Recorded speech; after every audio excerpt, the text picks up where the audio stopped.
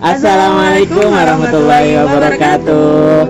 Selamat pagi teman-teman pendengar setia podcast dari Posko KKN 52 yang bertempat di Desa Karangduren, Kecamatan Tengaran, Kabupaten Semarang. Gimana kabarnya nih? Saya harap kalian semua baik-baik saja.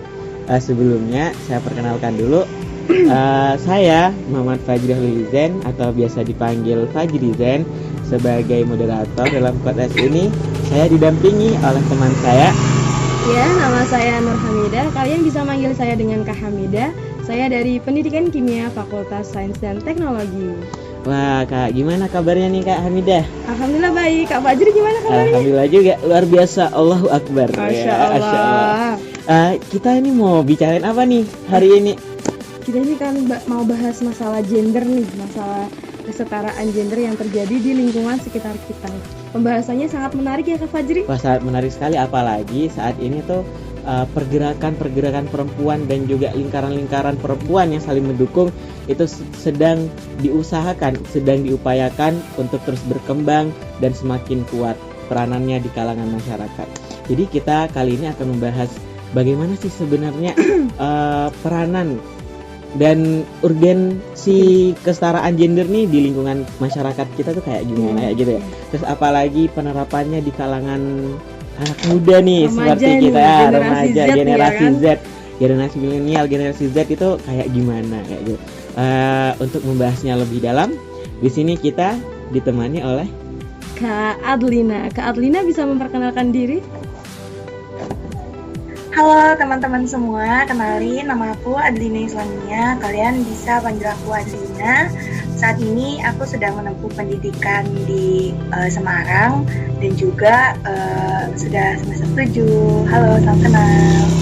Halo Kak Adlina. Gimana kabarnya Kak Adlina? Baik-baik aja kan? Semoga sehat selalu ya. I'm totally fine. Alhamdulillah. Lagi sekarang nih pagi-pagi kadang itu panas gitu, tiba-tiba siangnya udah hujan penuh dengan guntur petir mendung kayak gitu kan ya Mbak Hamidah? Iya benar sekali. Kak Adlina mau tanya dulu dong, Kak Adlina akhir-akhir ini lagi fokus ke apa nih? Kalau kegiatan hari ini tuh ini sih pre-internship. Jadi aku kan studinya di Gizi. Kalau semester 7 itu kita ada yang namanya pre-internship atau istilahnya magang. Nah kemarin itu di Solo di rumah sakit, terus yang sekarang di Genuk di puskesmas gitu. Teman-teman yang di Genuk boleh mampir ya. Waduh, siap ini. Langsung disambut oleh Kak Adlina langsung. Kesempatan langka ini. Langsung aja ya, kita langsung mulai ke pembahasan. Ini kadang tuh kita tuh sering banget gitu ya denger orang-orang tuh ngomong kesetaraan gender kayak gitu. Tapi kadang kita tuh belum tahu sebenarnya seperti apa sebenarnya dimaksudkan oleh kesetaraan gender gitu. Melihat kadang semua orang yang merasa dirinya udah menyetarakan keseluruhan gender yang ada di sekitarnya. Tapi belum tentu perilaku yang dia laksanakan tuh kan belum tentu juga menggambarkan kesetaraan tersebut ya.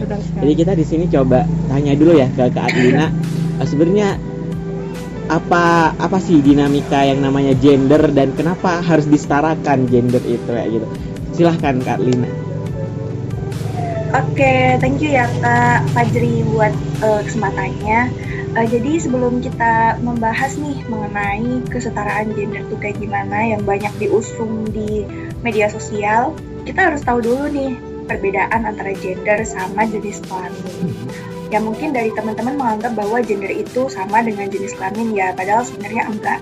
Jadi untuk pengertiannya itu sudah sangat berbeda sejak awal gitu.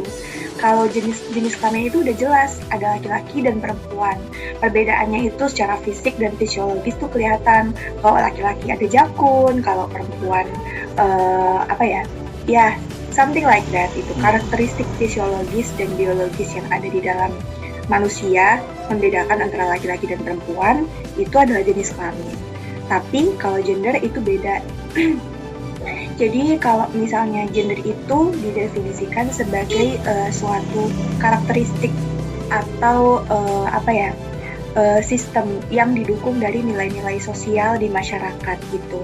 Jadi kita tahu kalau misalnya gender eh, kita bisa lihatlah di sekeliling kita, di lingkungan kita, kalau laki-laki itu kalau anak laki-laki itu dikasih mainan mobil-mobilan, kalau perempuan dikasih mainan boneka, masak-masakan, itu adalah bagian dari pengertian gender, yaitu secara sosial yang berkaitan dengan nilai budaya masyarakat. Jadi gender itu dilihat dari perspektif masyarakat, bukan dari perspektif biologis yang udah pasti laki-laki itu gimana, perempuan itu gimana. Tapi dilihat dari lingkungan kita gitu. Kalau di lingkungan kita menganggap bahwa perempuan itu harus begini, laki-laki begini, dan begitu, ya berarti gender itu ada, nilai-nilai gender itu ada di dalam suatu lingkungan tersebut gitu. Oh, jadi gitu ya Kak, ternyata itu gender tuh berbeda dengan yang namanya jenis kelamin, dimana gender itu merupakan sebuah cap gitu lah ya, atau karakteristik yang diciptakan oleh lingkungan masyarakat itu sendiri, begitu ya berarti? Iya betul gitu, jadi tergantung antara nilai-nilai yang diangkat di suatu masyarakat itu akan berbeda di satu wilayah dengan wilayah yang lainnya. Kalau di lingkungan teman-teman gimana nih? Gimana pandangan patriarki di lingkungan kalian? Apakah masih stuck atau udah cukup mulai berkembang nih? Gimana Kak Perempuan Hamida? harus di dapur atau perempuan udah boleh bekerja? Jadi kalau saya kan asalnya dari desa ya Kak ya. Nah kalau di desa ini mungkin kesetaraan gender tuh masih sangat kental gitu. Contohnya kayak ada kata yang kalau perempuan itu hanya boleh di dapur, di sumur, dan juga di kasur. Itu kan jelas banget ya Kak ya, kesetaraan gendernya gitu. Nah saya juga mau nanya nih Kak, tadi kan Kak Arlina itu menyebutkan bahwa kesetaraan gender itu tergantung pada perspektif masyarakat sekitar. Berarti dalam satu wilayah ke wilayah lain itu pengertiannya itu berbeda juga ya Kak? Atau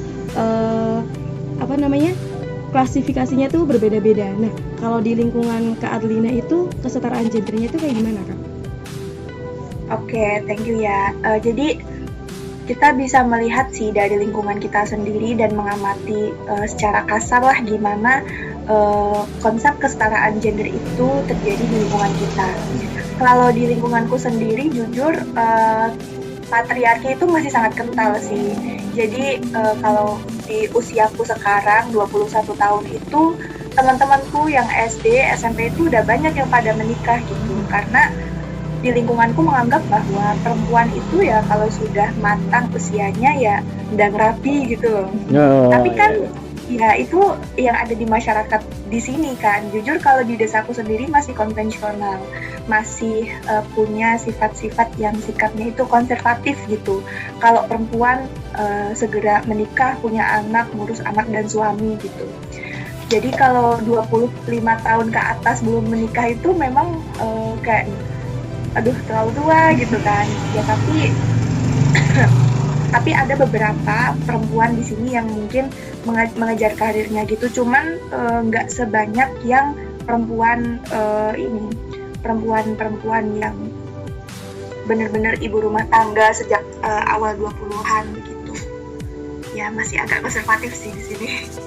Sama juga sih Kak, di lingkungan saya juga budaya patriarki kebanyakan nih emang di desa ya, khususnya di Jawa ini masih banyak yang patriarkinya tuh kental sekali. Tapi Kak, kadang tuh kan kita biasa mendengar bahwa gerakan untuk kesetaraan gender atau perjuangan untuk mendapatkan hak-hak atas dirinya sendiri dan agar dirinya itu dihargain, itu kebanyakan diusung oleh para wanita kayak gitu. Apakah sebenarnya kesetaraan gender nih hanya dibutuhkan oleh wanita saja atau dibutuhkan oleh semua manusia secara umum gitu kan, secara universal gitu? Karena kita kan udah melekat kebanyakan tuh saya dan teman-teman saya tuh juga memandang bahwa kebanyakan memang yang mengusung konsep kesetaraan gender nih ya perempuan kayak gitu. Tapi apakah kesetaraan gender ini dibutuhkan oleh perempuan saja atau laki-laki juga butuh nih, atau siapapun lah itu butuh konsep kesetaraan gender ini? Itu gimana? Oke, bagus tuh pertanyaannya. Sekarang aku balik lagi pertanyaannya ke kalian. Menurut kalian gimana? Laki-laki itu tetap membutuhkan nggak yang namanya kesetaraan gender? Kalau saya sendiri ya, kadang pun di masyarakat itu dengan budaya patriarki itu laki-laki itu juga mengalami kayak apa ya namanya, penindasan kayak gitu Kak. Istilahnya tuh kayak laki-laki itu harus main bola kayak gitu, laki-laki itu harus kayak gini, laki-laki itu harus kayak gini kayak gitu. Jadi tuh kayak dalam kelamin laki-laki saja itu tuh masih ada tuntutan-tuntutan yang harus dipenuhi agar dia tuh bisa dikatakan sebagai lelaki sejati kayak gitu. Jadi tuh kayak ya sebenarnya minat dan interesting orang masing-masing itu kan beda kayak. Jadi menurut saya tuh ya sebenarnya ya semua tuh harus setara kayak gitu, nggak boleh ada pembedaan laki-laki yang lembek, laki-laki yang kayak gini kayak. Jadi laki-laki sendiri tuh kayak gitu ada budaya kayak gitu. Itu gimana? Ya betul banget sih. Kalau dari perspektifku sendiri itu memang mungkin kebanyakan kita melihat yang diusung itu adalah perempuan ya. Iya. Nah, kesetaraan gender berkaitan dengan perempuan, hak perempuan dan lain-lain. Mungkin itu adalah yang terlihat aja. Jadi kita bisa melihat nih di lingkungan kita, kalau laki-laki memiliki gaji yang lebih rendah dibandingkan dengan perempuan, katakanlah suami istri begitu, itu dianggap usaha mereka itu kurang keras gitu, mereka kurang bekerja. Padahal sebenarnya itu dalam suatu rumah tangga, kondisi ekonomi, kondisi finansial itu dibangun oleh dua belah pihak, yaitu dari pihak suami sama istri. Hal yang sama juga berlaku dengan gimana cara merawat anak begitu. Tapi di beberapa kasus suami istri itu merawat anak itu dilimpahkan sepenuhnya kepada pihak istri, yang mana ya nyuci baju, ya bersih-bersih rumah, ya merawat anak, itu semua dilakukan dari pihak perempuan. Sebenarnya hal itu tergantung kesepakatan dari kedua belah pihak.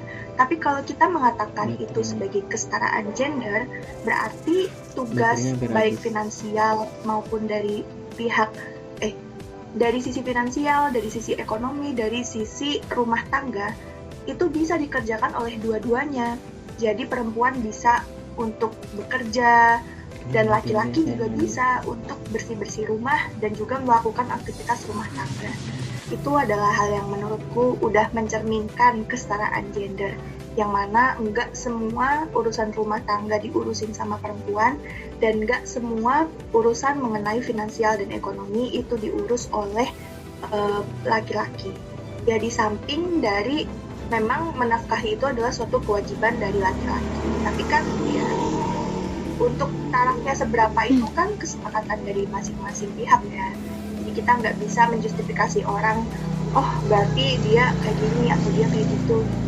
Semua orang punya latar belakang dan alasan yang berbeda gitu. Oke, tadi kan Kak Arlina ini lagi bahas ini ya Kak, faktor kesetaraan gender melalui keluarga atau internal gitu ya Kak? Iya. Nah itu berarti sebenarnya kesetaraan gender itu kan bisa terjadi antara suami istri maupun anak cewek maupun cowok. Nah menurut Kak Adlina itu seberapa penting sih Kak kalau faktor internal dari kesetaraan gender yaitu keluarga yang biasanya itu dilakukan oleh kedua orang tua agar kesetaraan gender di dalam lingkungan keluarga, lingkungan kecil dulu itu bisa setara dulu atau jadi nggak ada antara tadi yang katanya Mas Fajri cowok tuh harus kayak gini, cewek tuh harus gini, biar itu nggak ada, itu gimana katanya? Oke, jadi kan kita sebagai manusia yang lahir di sebuah komunitas terkecil yaitu di keluarga, yang pasti belajar apapun itu pasti dari keluarga. Jadi antara aku sama teman aku yang punya latar belakang keluarga yang berbeda pasti memiliki nilai-nilai yang berbeda kan. Nah, gimana cara orang tua mengajari kita itu akan menghasilkan dampak atau efek gimana cara kita mengajari anak-anak kita kelak. Nah, kalau misalnya dari sisi orang tua kita memiliki nilai patriarki yang tinggi, kayak perempuan harus begini, laki-laki harus begitu, selama kita memiliki kesadaran akan hal tersebut, ya usahakan supaya hal tersebut itu tidak berlanjut ke anak-anak kita nanti. Jadi, kita itu memang tidak tahu akan terlahir di keluarga dengan latar belakang yang seperti apa, tapi kita bisa memilih untuk menjadi keluarga yang memiliki latar belakang yang seperti apa. Jadi perbanyak-banyak kita memperbaiki diri dan memperkaya wawasan kita terhadap kesetaraan gender.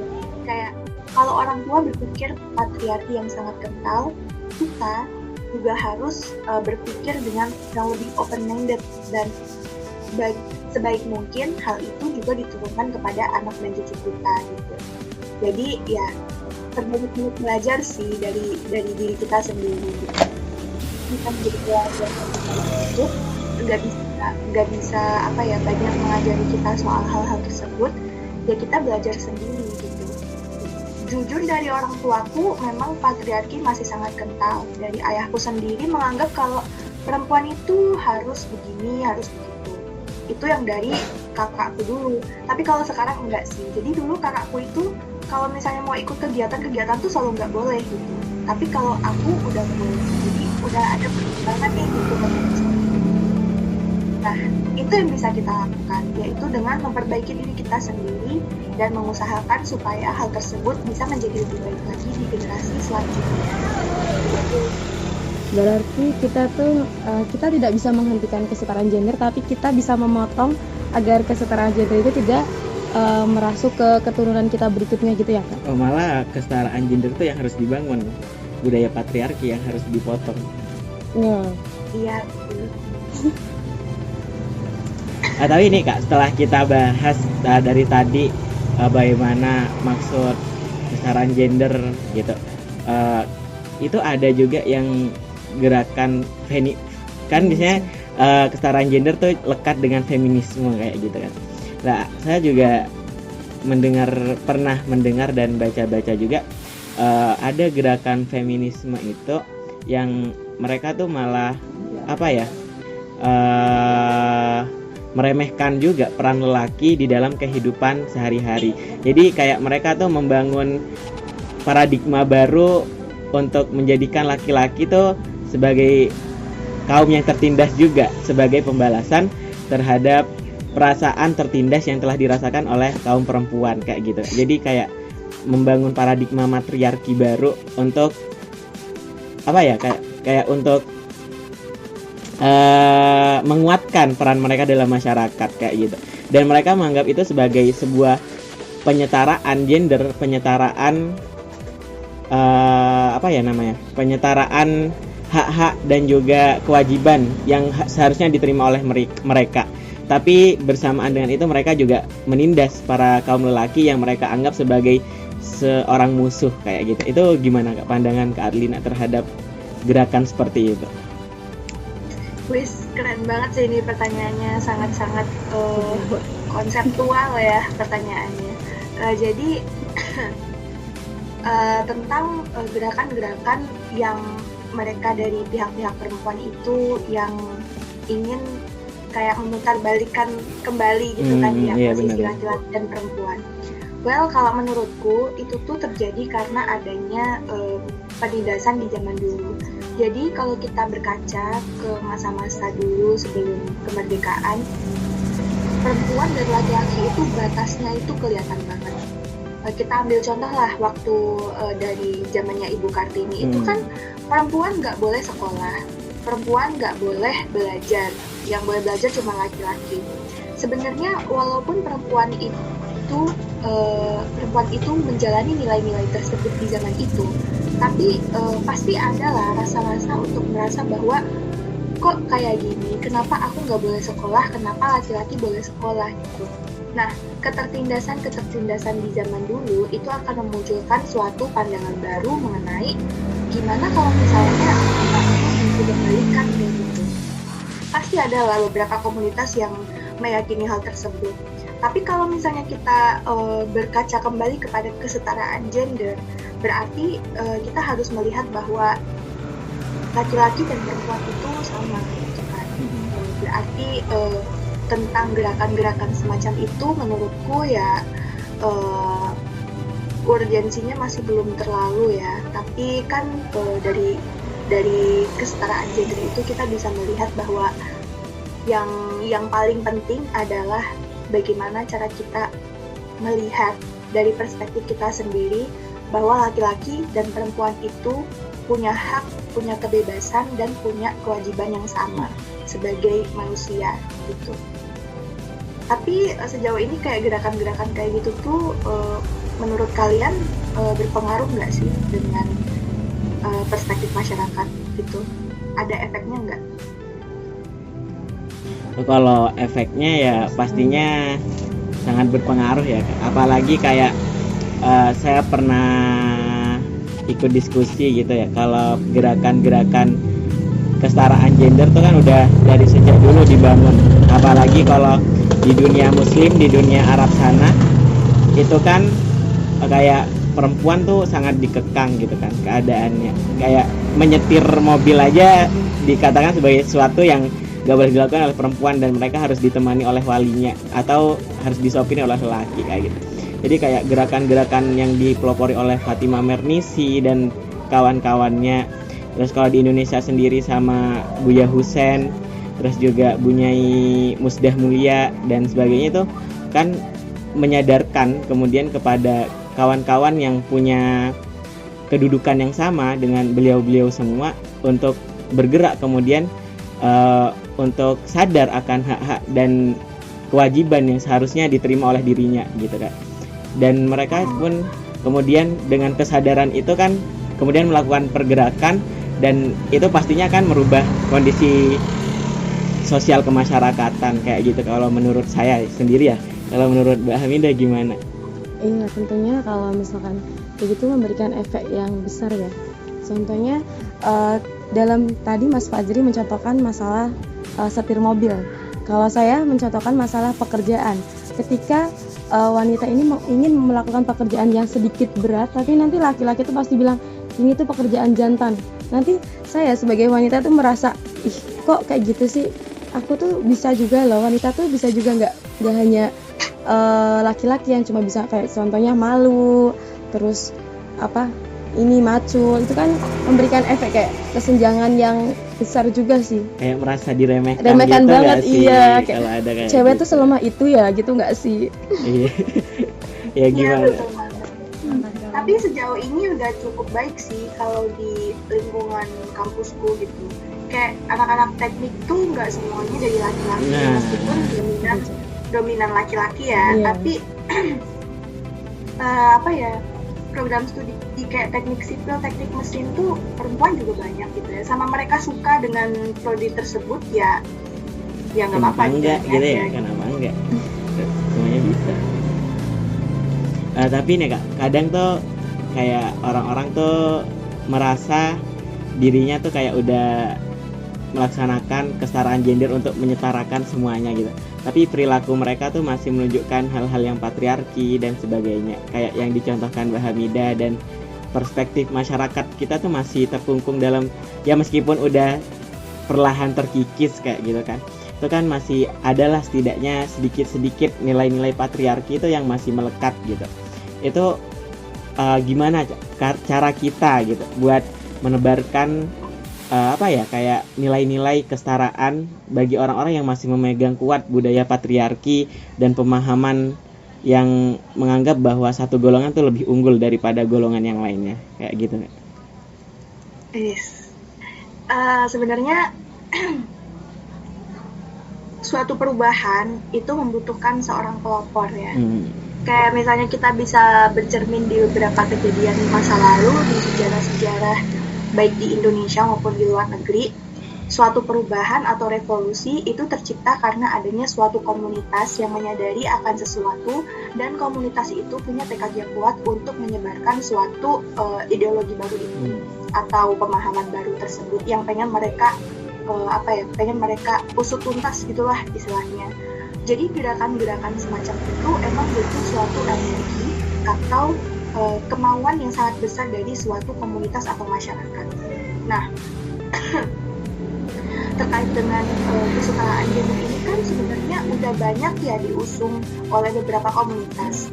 Cuman kalau misalnya kita bisa melihat bahwa memang urgensinya itu mungkin tidak sepenting revolusi-revolusi di zaman dulu gitu kan. Tapi yang bisa kita lakukan sebagai seorang individu adalah ya dengan mempraktekkan itu sendiri gitu. Kita nggak bisa mengubah dunia kalau kita belum mengubah diri kita sendiri gitu. Contohnya, misalnya aku sebagai perempuan tidak harus bersikap seperti yang dijustifikasi perempuan itu harus seperti apa di lingkunganku.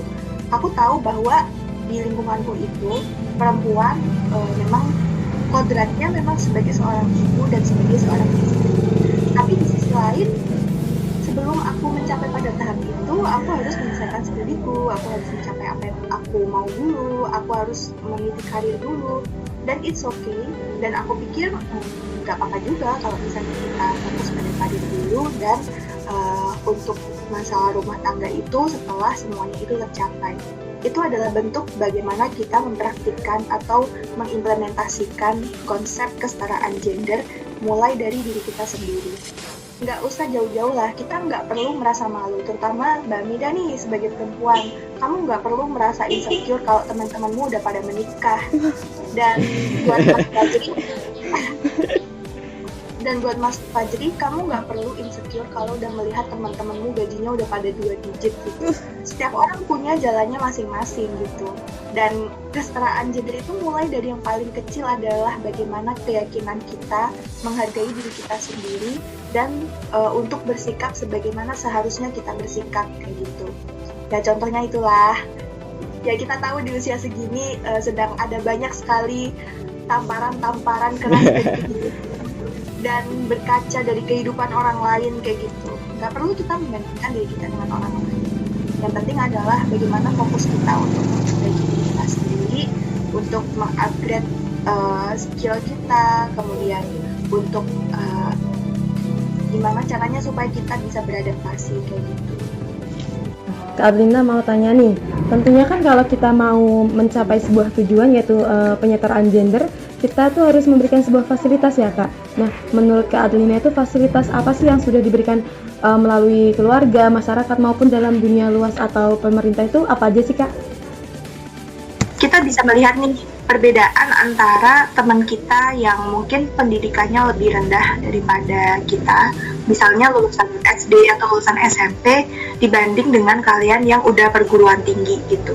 Pasti akan ada perbedaan sih mengenai konsep patriarki tersebut. Jadi mungkin teman-teman yang pendidikannya lebih rendah itu berpikirnya yang penting nyari uang, terus nikah, ya udah gitu aja gitu kan. Dan laki-laki yang punya pendidikan yang baik, aku yakin sih pemikiran kita nggak cuma sekedar untuk mencari uang gitu. Mengenai revolusi pikir atau mengenai gimana pola pikir kita itu pasti bakalan tercipta kalau kita fasilitas pendidikan yang bagus. Teman-teman yang sebagai calon orang tua untuk gimana caranya supaya kita mempersiapkan dengan baik agar anak-anak kita nantinya itu mendapatkan pendidikan yang baik gitu. Karena dari lingkungan pendidikan itu pola pikir kita akan terbentuk gitu. Pasti ada bedanya sih antara orang-orang yang tidak berpendidikan dengan orang-orang yang punya pendidikan. Atau at least kalau misalnya nggak berpendidikan formal pun mereka mengikuti komunitas seperti pesantren dan juga komunitas seperti NU dan lain-lain yang mungkin akan memiliki pola pikir yang kurang lebih sama dengan lingkungannya gitu. Jadi lingkungan, pendidikan, fasilitas finansial, ekonomi dari keluarga itu akan sangat berpengaruh dengan gimana cara mereka berpikir mengenai pola kesetaraan gender itu. Jadi kalau pendidikan itu sangat penting, jadi kita sebagai orang yang terdidik tuh juga punya tanggung jawab besar ya terhadap penyebaran paham-paham penyetaraan gender ini, terutama di daerah kita yang orang-orangnya notabene masih kurang dalam akses pendidikannya kayak gitu ya. Ya betul sekali. Kita pasti punya peran lah ya, mahasiswa sebagai agent of change itu pastilah dalam aspek manapun. Jadi kita harus berjuang lebih keras nih kalau udah kembali, apalagi kalau udah kembali ke rumah kita sendiri. Harus menyebarkan kesadaran. Harus. Ya betul. Ini gini, karena pembahasan kita udah lumayan banyak, dan semoga podcast kita pada hari ini dapat bermanfaat bagi teman-teman sekalian. Dan juga karena keterbatasan waktu, jadi kalau semuanya ada kesempatan lagi, kita nanti bisa nih ngobrol-ngobrol lebih dalam ya tentang penyebaran dan bagaimana kita tuh membalikkan mindset kita agar memandang bahwa semua manusia itu sama dengan hak-haknya dan kewajiban-kewajibannya kayak gitu ya. Mungkin terakhir Kak Lina bisa ngasih closing statement gitu buat podcast kita pagi hari ini. Oke, buat teman-teman dimanapun kalian berada, percayalah bahwa kalian memiliki hak dan kebebasan yang sama dengan orang-orang di sekitar kalian. Kita harus tahu bahwa kita memiliki derajat yang sama, kebebasan yang sama. Apa yang membuat kita menjadi berbeda adalah value, nilai dari diri kita, dan bagaimana attitude kita. Jadi perbanyak untuk belajar, mengupgrade diri sendiri, dan juga self-improvement. Karena dengan begitu kita bisa menunjukkan nilai dari kita terlepas dari apapun jenis kelamin kita, baik laki-laki maupun perempuan. Kalau kalian punya nilai dan kalian berharga, kalian layak untuk itu. Thank you. Keren. Terima kasih banyak ya Kak Lina atas kesempatannya. Kita ini dari yang belum tahu menjadi tahu, dari yang luas ya. bener banget, dari yang kita awalnya berpikiran sempit dan tidak bisa membedakan antara gender dengan jenis kelamin. Wah, kali ini kita tahu bahkan hingga bagaimana cara kita menyebarkan paham kesetaraan gender tersebut. Untuk penutup nih ya, saya nih sebagai moderator sama Mbak Hamidah punya statement yang dikutip dari M. Abdullah Badri dalam esainya yang berjudul Kosmopolitanisme Gender, di mana beliau menyatakan bahwa ini seperti kesimpulan kita dalam pembahasan kali ini ya. Dalam tulisannya dia menyampaikan bahwa perjuangan kesetaraan gender bukanlah milik perempuan, bukan pula milik barat. Sebagai terminologi, ia meliputi perempuan, laki-laki, dan seluruh entitas gender yang ada. Jadi kita semua sebagai manusia harus sadar akan hak-hak yang didapatkan oleh sesama manusia. Kita juga harus sadar bahwa kita juga punya kewajiban untuk saling menghargai manusia-manusia yang lainnya. Oleh karena itu, jangan sampai lupa bahwa kita ini adalah manusia yang juga harus memanusiakan manusia. Sungguh sangat banyak sekali ilmu yang kita dapatkan dari Kak Lina. Terima kasih banyak sekali Kak Lina. Ya, semoga bermanfaat ya. Amin. Semoga Aku juga banyak belajar dari teman-teman. ya, kita kewajiban kita umur segini tuh harus belajar ya. Harus sharing-sharing. Terus sharing-sharing terus. Ya sudah Kak Lina, terima kasih atas waktu dan kesempatannya. Sebelumnya kita mau foto bareng dulu ya Kak Lina. Terima kasih Kak Lina. Semoga kita ada kesempatan buat bertemu langsung nih ya. Kurang puas kayaknya kalau ketemu lewat online gini doang. Ya, thank you banyak-banyak ya.